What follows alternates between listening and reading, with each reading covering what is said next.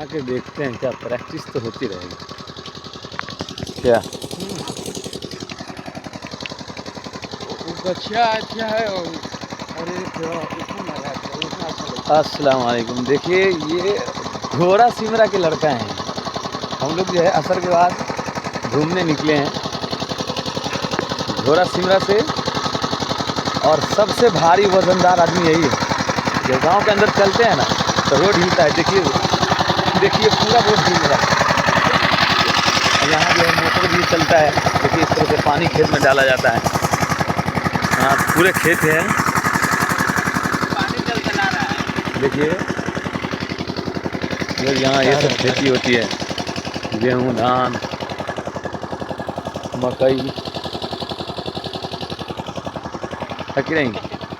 इधर मतलब चलिए उधर आवाज़ नहीं आएगा मशीन का, उधर बोलिएगा थोड़ा देर चलेगा।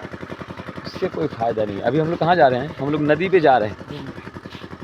यहाँ का जो है सऊदी से नदी आकर के मिला हुआ है। देखिए पानी देखने के बाद जो है ना दिल खुश हो जाता है। क्या बाहर साइड में देखिए क्या चीज़ है, मकई। ये कहीं मिलता नहीं है, ये सिर्फ घोड़ा सिमरा में मिलता है। अगर खाने का दिल हो आ जाइए तो आ जाइएगा। रात को रोटी लगता है। हाँ रात को लगता है। मक्का भिजाई।